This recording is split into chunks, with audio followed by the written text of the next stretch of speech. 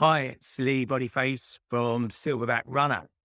So, hope you're all feeling good and enjoying your running. And today's video is going to be about training mistakes to avoid for the older marathon runner or marathon would-be marathon runner.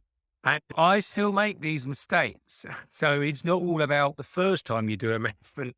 It's almost we suffer from memory loss as marathon runners sometimes. We sometimes forget certain things. Now, these are in no order of importance, just as they come into my consciousness. But let's start out. So, one of the big ones I see as a coach, and you wouldn't have thought this one straight away, but too many tune-up races or B races or C or D or E races. A marathon training is a very specific type of training. You are going to be training to be able to run at your aerobic threshold, and you're going to be almost, if you like, getting used to being fatigued. When you're running a plan, you're quite often being pushed all the time to get that right level of fatigue. Now, obviously, that can go over too far. This is where I often say to my runners, a plan is the map. It's not the territory. We start out with a plan and we adapt it because there are factors that could push that fatigue too far. But on a broad stroke, you're always gliding towards that knife edge of being able to run fatigued and get used to that. Now, of course, if suddenly you're sort of constantly looking at loads and loads of different races, that can really impinge on that. Now, it's not to say not to have a B race. I've got the Brighton Marathon in April. I've got a half marathon race in February. One, because I wanted to do it. Two, it has some relationship with the marathon, though not absolutely close to it. But I wouldn't be then doing another race a week before that, another race after that. I've tended to keep it to one race for two reasons. One, I don't want to impinge on my Sunday runs because most of the runs are on Sunday races. So I want to keep that important, which we'll come to in a moment.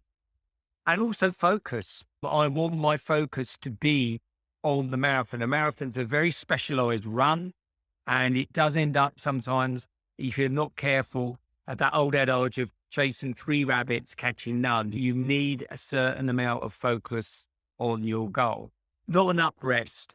A lot of what I'm going to say today is paradox because I feel that the marathon as a run is a paradox. There are so many things that if it was a person, you'd say, you're a hypocrite, marathon. And this is one of them. You've got to get enough rest, even though you are running to a certain degree for fatigue. You are getting to a point where you want to be fatigued, but you want enough rest to get some of those adaptations. So your body, the way I hear it rather weirdly, it's like a conversation. You're always with your body going, look, lads or ladies, we've got to do this. And they go, oh, I'm not so sure. And your training starts pushing the body and the body thinks, is he serious? Is he serious? Or is she serious? He is serious. We better man up because if we don't, things are going to start going wrong. So the body starts adjusting. But if you kept pushing, as much as your body wants to protect you, in the end, things start dropping off, particularly if we're older. As we all know, things go twang and all sorts. So you need to put rest in there. Now, it's not always as easy as it seems because one of the things I get asked is how many enough miles for a marathon? How many miles should I run? And my answer to that is first, how experienced are you? What's your most recent longest run and how was that? And also, what's your goal? Do you just want to get round or are you going to go sub 4 hours, sub 3 hours? Because that will all kind of align to how much you're going to run. But it's fair to say that you're probably going to be running 4 or 5 days a week. So when you get those rest days, you've really got to make sure that they're real rest. Now, I'm going to show a video now that I recorded earlier about the cycle that I explained to my runners of rest. So I'm just going to show that to you now. So I hope you found that useful, that you can see how the whole cycle works, how you can get rest on rest days and make sure that they are rest days. And also sometimes with some sort of recovery in your running as well. If you are, excuse me, if you are running a lot of days. Another thing is, and I know some runners may disagree with this, but too many similar types of running in your training. So I know there's a lot of kind of stuff on YouTube about slow, easy running. And I agree with that because, as I said earlier, you're building up that aerobic threshold, that foundation. And particularly if you haven't got it, i.e., this is your first marathon or you're new to marathon training or aerobic training, then you are going to be doing a lot of runs, because if you start doing sort of like tempo sessions, speed sessions, hill sprints, your body is going to go, what the heck's going on here? But with that said, you've got to also, in my opinion, mix it up a bit. If, say, for instance, if I'm running, say, 6 days a week, I will have 2 sort of tempo speed sessions. Sometimes it might even be just to finish fast. Last night I was running, I did 8 miles, and I think the last mile, 2 miles, it was a finish fast. So I not 5K pace, just to sort of up the tempo a little bit at the end. This week on the Friday, I've got a hill reps, I think, or definitely some form of speed session on most Fridays. Now, that kind of stimulates the muscular side of your system. You're building up that aerobic base, and it gives some variation to the body. Now, the caveat here, yes, if you're looking at foundations, your aerobic base is your foundation. So if you're going for an 80-20, yeah, 80% of your runs are going to be in that steady state, what I call zone 1 or zone 2. But I do think it's great to mix it up with some reps, for example, some speed sessions where you might be hitting into those zone 4s and zone 5s. And also remember that you can actually, utilize speed and changes in pace within even longer. Something I often do is, depending on my goals, is like on a long Sunday run, I might the last 20% of the time. So if I was running 10 miles, the last 2 miles, pick it up and just have, and you're doing an 80-20 then, 80% of the run has been at a nice, easy pace. Just pick up a little bit at the end. So you've got that variation. So even if it's just strides and you don't want to do anything too specifically speed work, I think some variation in pace is really good for your body, and I think really good for you mentally, because it gives you that ability to slow and speed up. Now, this one I said about paradox, it's very paradoxical. One of the mistakes is too many short runs and too many long runs. Sometimes people are out running quite a bit, but they're not getting enough time on their feet. A marathon is a long time on your feet, even if you're fairly quick.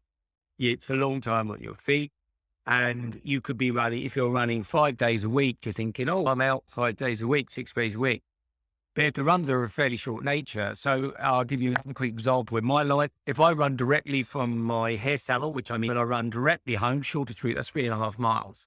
So I could do that 6 days a week. I think I run 6 days a week. Time on my feet is limited. So sometimes I go away from mileage and just say to runners, I want you to run for 40 minutes today, 45 minutes, or like last night, my run, I didn't have mileage, a hour's run. It's like getting that time on your feet. Now, where too many long runs comes in is that probably the more experienced runner the question is, why is the long run always 20 miles? Why not more than that? Or some people argue it shouldn't be. All I go back to is the reason for that long run, as you start building that long run up, is to build your aerobic and your endurance, and also get you used to running tired. Because if it's on a Sunday, you've had all the runs from the previous week. I heard recently somebody say, if you ran on Saturday 8 miles, when you start on the Sunday, you start at mile 8, which is a good way of looking at it. So that fatigue comes in and you get used to running tired. You get used to making sure your glycogen stores are depleted, which they probably will be if you ran all week and then you're running Sunday. But then some people do it as a security blanket. So they say, look, I want to run loads of 20-mile runs. It's not going to do you any harm if you're fit enough. Or I run the marathon before the marathon just to know I can do it. But remember, race isn't the same as training. As I say, you are very or likely to be more fatigued when you're running in your training runs versus you will be tapered for your marathon. So you will be coming in at the marathon fresh. So they're two different beats.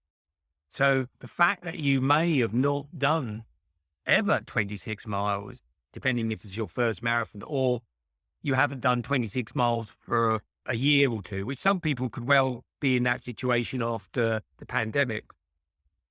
It's not the same as if you run 20 miles in training. It's not to say that you won't be able to run 26.2 miles in a race. So there's no need to overcook it. It is more a case of the overall time. And what I would suggest is if your concern is in that, make sure that your training block is big enough. I see a lot of 12-week plans. I'm a great fan of a 16 to 18-week block. Now, my aerobic fitness generally doesn't demand that I have a 16 to 18-week block for running a marathon. But what I do is I can start to hit longer runs earlier because I've got the aerobic. So, for example, this Sunday, which is whatever date that will be, I think the 22nd or 23rd of January, 2022, I'm going to be doing 18 miles. My marathon isn't till April. So by April, I will have got quite a bit of mileage under my belt. Now, that's not going to be the same for everybody. And that's my point. The map is not the territory. That's where a coach really does come in, because you can have the template, but the template then has to be adapted to you. How much running you've done in the past, how much running you've done recently, your present fitness, and the goals that you got. What are your goals? You don't need to overcook it.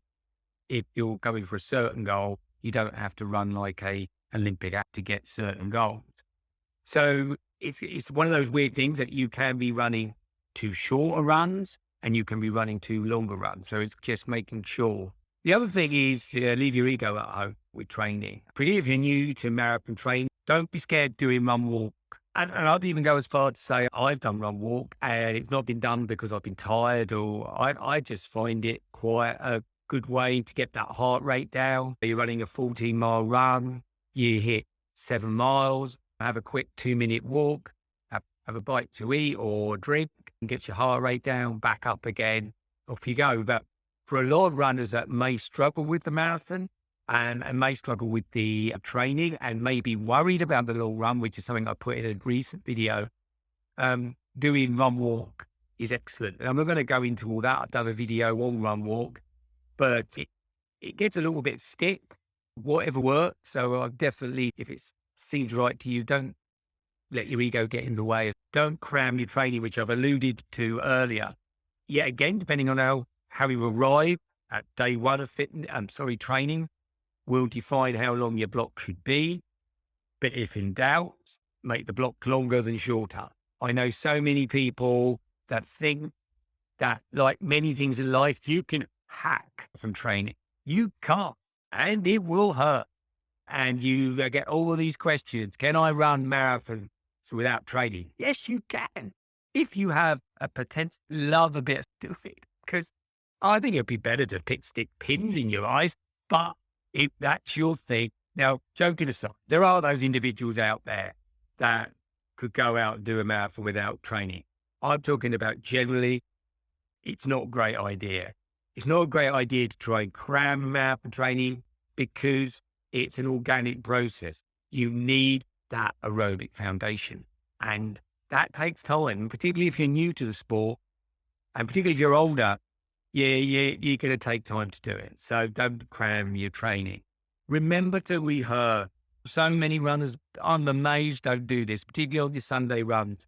Try the gels, the drink, the shoes, the clothes, the underwear, everything you're going to do on that day. If you can do it in training, do it. Joking aside, if you've got lucky pants, wear them just so that it can be such small things with a marathon.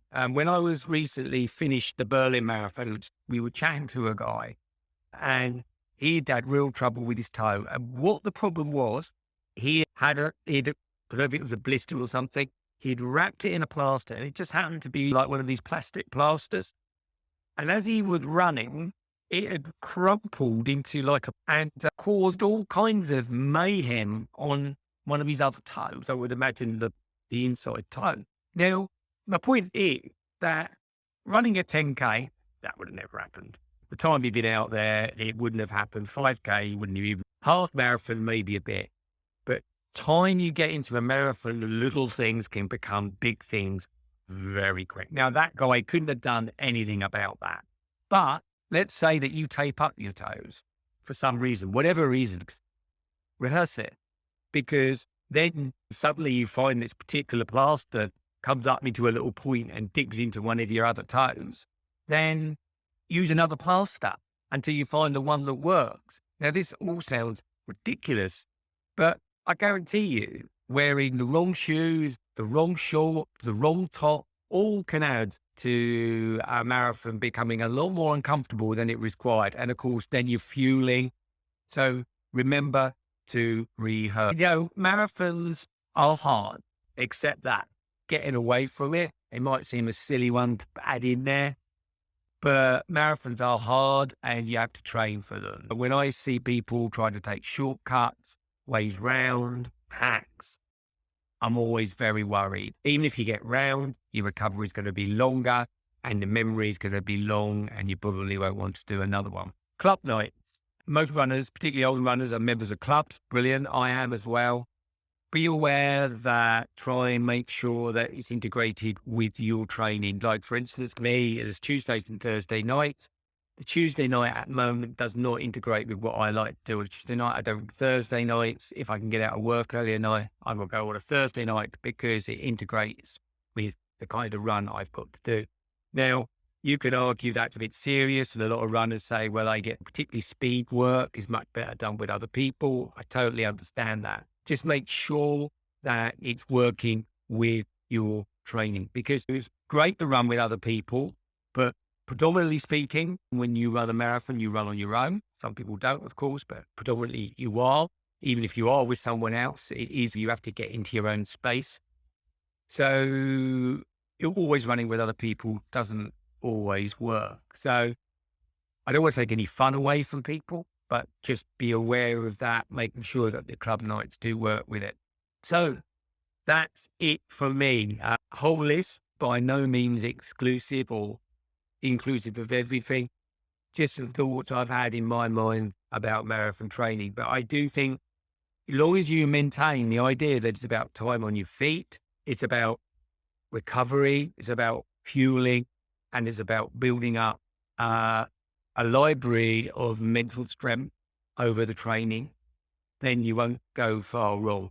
If you need help with that, if you need assistance and you feel a coach would be great, then there will be something in the comment. I'm sorry, the comments, the links below, and give us a shout and we could perhaps help you with your marathon training. So if you enjoyed the video and you stayed at the end, well done you. Subscribe if you want to see more of the videos, or give us a help to this little channel.